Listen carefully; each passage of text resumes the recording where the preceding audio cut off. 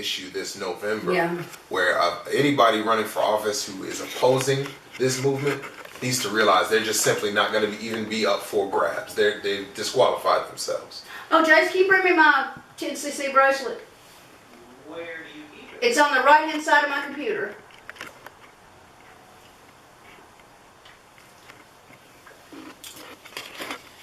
The conversation about compromise with our representatives died with Kuzur-Kun when they did that kind of backdoor kind of squashing of the bill. That was the compromise phase ending, is what they effectively did. Let's see. Is that right side up like that? Let me see. Or is it the other way? Right there.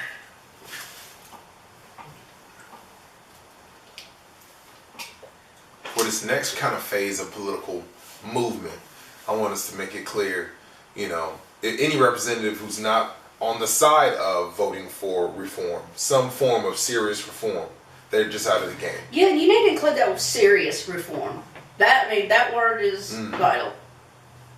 Well, even with a bill like the CBD bill, I do want to say that is reform. It's reform, and it's not good enough at all. However, once something's on the books, next year we can come back with that amendment. We can come back with that study that says it needs to be expanded or amended in some way. And at least it's now there acknowledging, one, there's some medicinal benefit. That study alone should shatter Schedule 1. See, that's something, you just brought that up. That's something we need to work on as a whole to get onto our federal government. Cannabis needs to be out of Schedule 1. There's a lady named Dana Arbus, and I'm sure you're familiar with Dana. And her National Cannabis Patients Wall is an excellent source. I just haven't put my name up there yet. You should get on there. Get with Dana. In the past, I don't know what the relationships have been between the groups, but I've been reaching out to her, Seth Green, a lot of other groups that in the past, for some reason, Normal and them have had some type of friction.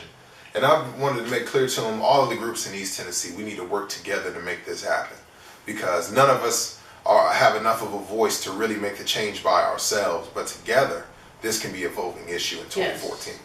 This will be a voting issue in 2014. We gotta make sure. Actually, hey Joyce, since they're gonna be there so long, if I went with you guys, would your dad drop me off there at the Smoker's Paradise to keep me from having to be there from 10 in the morning? Because that would be a really long day for me. I can ask you, but I won't be able to until about 7 or so tonight. He's not at work. Oh, he isn't working today? No. Let me give him a call. Well, yeah, there's always more to do in there. We got to go get these shirts after our interview. I still got planning going on. That's one thing that we're going to convey to people. We're going to have elections for East Tennessee Normal coming up, because for our board members, right now I'm the only sitting board member that is left. I'm vice president of the group. Our president and treasurer have had things come up that aren't allowing them to participate. So I should have been president. Right. So what we're going to do is for May's meeting, we're going to be giving people the ways to become an official member. And what that means is you're a person who's either donated to the group, participated and volunteered some time at one of our events, meetings, or anything like that. Would that include on state level? For East Tennessee Normal. This will be East Tennessee Normal's rules. But yes, somebody who donates, participates by volunteering their time, or participates by submitting a letter to their legislator, a letter to their governor. I've already done 20 of those. And simply post a video or message on our Facebook page that lets us know your name and how you reached out to your legislator, or if you're a student, how you have advocated for this in your classroom or brought this subject up of reform in your studies. Any of those three methods will allow you to become an official member who then has a vote in our elections coming up for our June meeting. For anyone else who, we realize people can't come out and publicly say they are for reform, but we know millions of you are. For those people who have a spot for you, those will be called public members. You'll still be able to join us on Facebook. You'll still be able to participate online, see our events, see our meetings, see our documentary that we're filming, and participate that way without necessarily putting it out openly. Unfortunately, here in Tennessee, we still are a prohibition state where several of our friends are literally muzzled. Yep. As American citizens, they can't say what they actually mean. Boy, one of my friends actually hit the nail on the head with all the people who are in jail and prison right now because of marijuana. They're calling them political prisoners. They are. They are. I've got a friend that she had glaucoma, and we all went all through school together. And when she got older, the medicine stopped working on her. And she had already lost her sight from glaucoma, but she still had the pressure and the pain and everything. And her son, unfortunately, had been in trouble before because he was like 18 and stupid. But he told her, he said, Mama, why don't you try marijuana for it? And Donna remembered me. And she said, you know, that would probably work. And he was going to get her some and got busted getting it for her. And she died. Wow. Without the medication? Well, that's not what caused it, but the stress, him getting arrested, everything. And she had medical problems anyway. She ended up having a heart attack while he was in prison. Wow. And there's so many other lives that have been just shattered by this whole drug wars notion that somehow coming and arresting. I had to choose between my kid and my son. That's what I'm talking about. Yeah. It's because Child Protective Services would come and take your son if they knew you. They would have taken her. They'd taken my daughter away. Did you ever actually get that threat? Yeah, not from them, because I made the choice. But I mean, has anybody ever threatened you to use that against you legally? My ex. Got you. Are you familiar at all with the Virginia medical marijuana program they have? I'll actually talk to a dispensary that's up there. They only have 2 conditions they do: glaucoma and cancer. So, and there are places in the South that right now have operating medical marijuana. And it's a dispensary that's right there. Well, Tennessee back in, I think it was like In the the 80s, had a test program. It was up and running. Where it was grown at one of the universities and... Yeah. It was going from 80 to 89. Do you know anybody who participated? I've got a friend who, but I think the person's died already, the one that she was helping. Gotcha. So, I mean, basically, let's try to get it all in, I don't know, like a stripped down version of it. So, of course, we'll do the intro. You'll tell everybody about your background within the movement, introduce yourself, obviously, and talk about, in Tennessee, what you get in terms of treatment for your glaucoma versus what you could be seeing, obviously. See, I don't have any treatment. It's just nothing. Nothing. I had to have my eyes removed. Because after I lost my sight, after all the surgeries, all the trauma and everything, over, years' time, a few years' time, caused my eyes to deteriorate. And I had to have them removed. Gotcha. I'm one of those, I put it like this, when I was at the normal meeting in Nashville, the way I put it was, I'm one of the ones who, I don't know what I'd call it,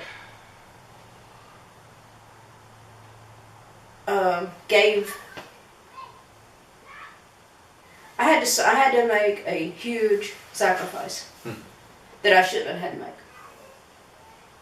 You know, I should have never had to choose between my sight and my kid. How old were you when that happened? 29.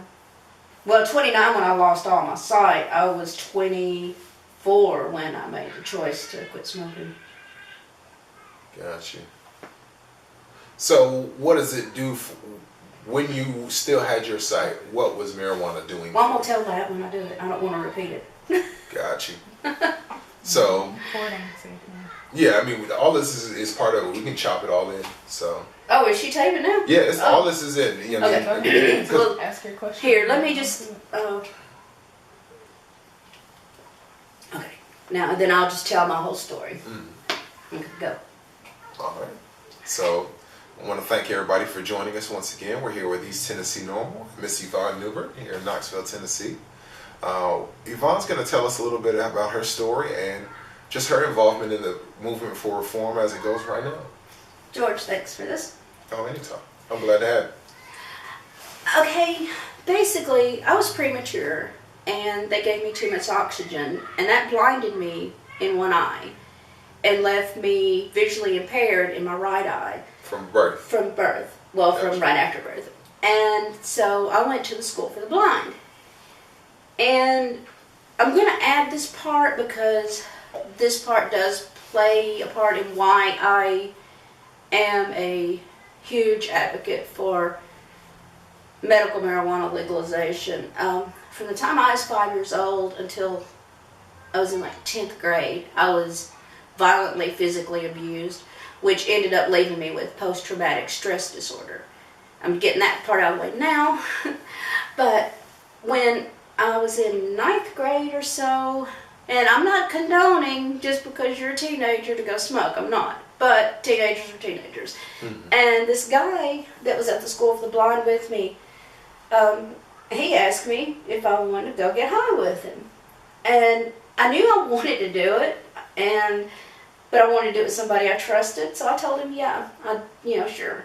And I noticed after like the 3rd or 4th time smoking that the vision in my right eye was clearing up.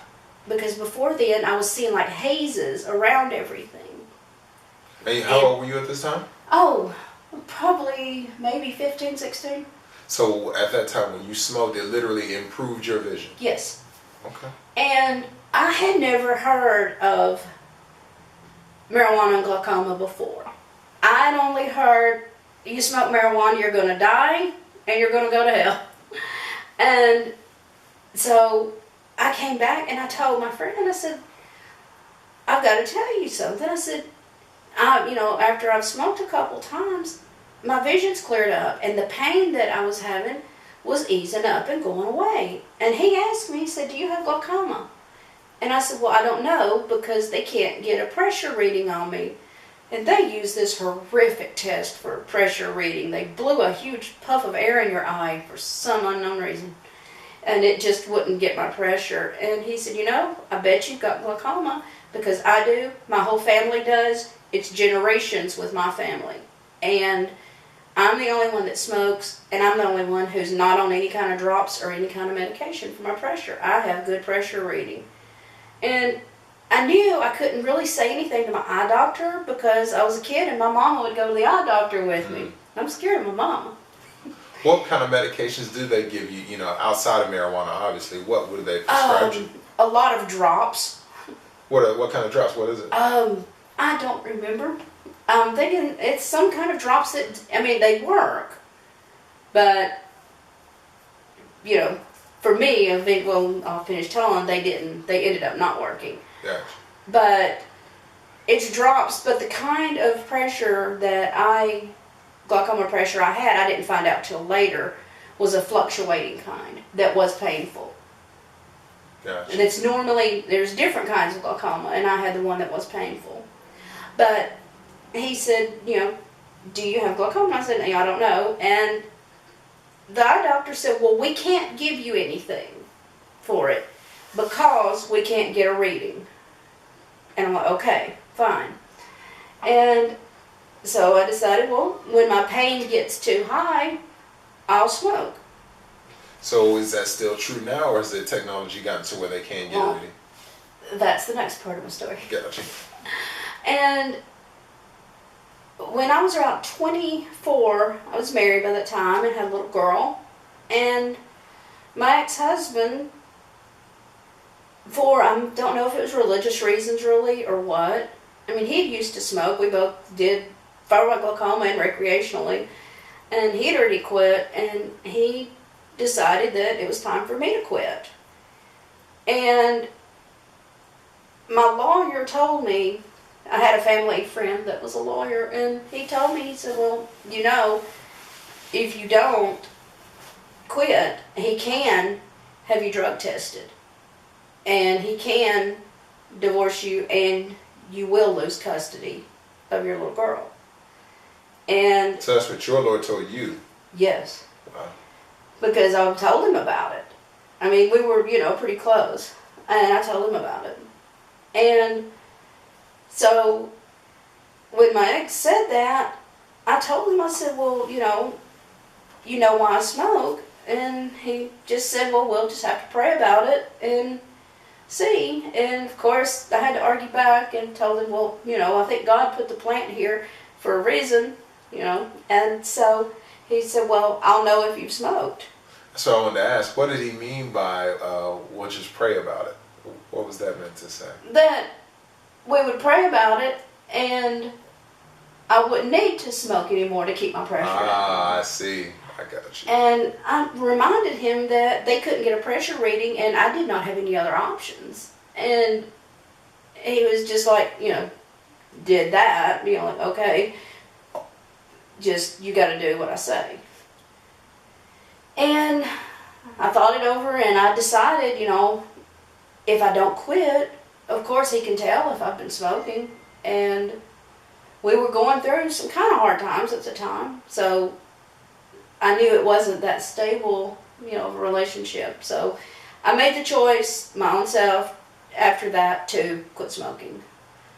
And about maybe 6 months after my vision started doing the hazy look again, where things were getting a halo around lights and the pain was coming back. And what year is this when all this is happening? 88, 89. Okay. Around that time period. And it just so happened I was going to go for some kind of job training and vocational rehabilitation. I had to have a eye exam. And guess what? Technology had advanced, and they were able to get a pressure reading on me. And they don't like your pressure to be any higher than 19 or so.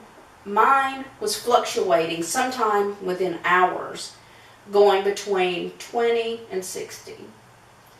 And of course you can tell that's a big number, jump there. And 60, if you have an eye pressure of 60, that's to the point to where your eyes could implode. Gotcha. From the pressure. And so they tried the drops, and the drops didn't work. They tried steroids. They tried everything. I ended up in probably a maybe 2-year time period having at least 20 different surgeries, because the glaucoma surgeries ended up messing up my retina, and so I had to have retina surgeries. And then finally, the doctor, after the last surgery I had, the doctor said, your sight's not coming back. And I want to stress a point here, because I went through it, and I'm not the only one who's gone through anything like this. My story is one of thousands of stories. And one of the treatments they had to do was they did a surgery that opened a window in my eye to relieve the pressure. And every day for 10 days, I had to go from Jackson, Tennessee to Memphis, Tennessee, and have 3 shots in my eyeball. Yeah, that's quite painful. So And that was through the course of those 2 years? All the different surgeries. There were so many different kinds of surgeries they did on me. Did any one of them improve it, really? It would improve for a little bit, maybe a couple weeks or a month, and then boom, back down again. But when you were able to smoke continuously, you were able to just maintain? Yes. Gotcha. And no risk of, overdose or damage to your body or anything? Yes, and plus just having to put drops in your eyes. I know people have to do it. And I can't do it right now. I've never been able to do it. Of course, we're traveling around the legal states, and when we smoke, of course, we have friends who love the eye drops because it stops the redness in your eyes. That's why I love going to legal states, because I don't want to have the pretense that I don't have to lie to you at all times. It's unnecessary. But I ended up losing my sight, and then ended up getting divorced after all. And ended up, because I was totally blind and hadn't really learned to completely live on my own, I couldn't get custody or even partial custody of my daughter. So I lost situation. It was a lost situation. Fortunately, my daughter and I have a really close relationship now. So, I've got that to be thankful for. And she's 100% supportive of me doing what I'm doing now. Gotcha. So if we can run through that segment just one more time, just the part where we're talking about the 2 years of attempts of standard medicine to deal with it without marijuana, versus what you were seeing when you were able to continuously smoke. Just that part. Good. So, what did they do to deal with it when you were actually, obviously abstaining from marijuana? What was the standard attack? First thing was the eye drops. And I think there was like 4 or 5 different kinds. This was like a long time ago. But there were 4 or 5 different kinds. I remember they had different colored tops on them. There was a yellow top and a red top. I think there was one with a blue top. It was so many they had to color code the tops, to let people know what the drops were and everything. And plus, they did one surgery where I was on steroids after the drops didn't work. Had one surgery, and I was on steroids for several months at a time. And how would they give you the steroids? It was those nasty steroid pills. Gotcha. Which, medically, I was continuously having like my heart racing. I turned into a total maniac. Gotcha. So lots of side effects. Yes, lots of side effects from the steroids. I gained literally like well over 100 pounds. Wow. And people say there's pictures of me then where, I know I'm like not underweight now, but I'm just bloated. It was horrible. The steroids, I think that was almost bad as having all the surgeries. But they did multiple different kinds of surgeries. And granted, I did have a good surgeon. I really liked my surgeon. I thought a lot of my surgeon. But, there's only so much a surgeon can do. Especially if he's not able to use the one thing you yes, already knew. And she knew. I told my surgeon my story. I told her about that I quit smoking. And she was very sympathetic to what I was going through. So like I said, she was a good surgeon. But one of the surgeries, and I'm telling this because of other things that these surgeries led to. One of the surgeries, they cut windows in my eye to relieve the pressure, and to keep the windows open and keep my pressure down, I had to go back and forth from Jackson, Tennessee to Memphis, Tennessee. I think it's like 90 miles every day, and it was 3 or 4 shots in my eyeball every day. And she even told me that there were people who chose to just take a chance on the windows closing up and them losing their sight other than going through the actual treatment. Yes, because it was just horrific. That horrific doesn't even cover it. And finally, all of the glaucoma surgeries ended up damaging my retina. And so, boom, here we go, retina surgeries. And I never will forget it. The next to last surgery I had, everything looked okay, but then one day, everything just turned blue in my sight. It's just like I was looking through blue water, like you'd look through a swimming pool, the blue of a chlorine swimming pool. That's what color it was. And my mom rushed me to Memphis to the eye doctor, and my blood vessels had ruptured. Gotcha. And then they did another surgery. And finally, after each surgery, I would have to wear a patch for a while, and then my sight would gradually come back. But after this one, it was like a month, and the doctor, he just told me, he said, your sight's not coming back this time. And I was shocked, I was stunned. And by that time, through everything I'd gone through before, like I told you at the beginning of this, all the abuse and everything, plus the trauma of all of these surgeries, I was diagnosed with post-traumatic stress disorder. And going through a divorce at the same time. I ended up, after going through all of that to keep my kid, I ended up getting divorced after all, and losing custody of my daughter anyway, because at the time I was not prepared to live on my own, although I was going to the rehab center and taking some job training and everything. But the judge was, well, you're still not capable, and I couldn't go through anymore. And so I had to have whatever they call it, where you can't visit your child on your own. You have to be around the other parent. And supervised visitation. Supervised visitation, yes. And then I ended up leaving my hometown and moving to Nashville and started smoking again. And what year is this? 94, I think. 94. And before this, you had the surgery where you told us you actually had your eyes removed? No, this was later. Gotcha. Okay. And it's like my story's long and my story's complicated and my story never should have happened. But because there's a huge facet of this that's just about where you live and what your circumstances are.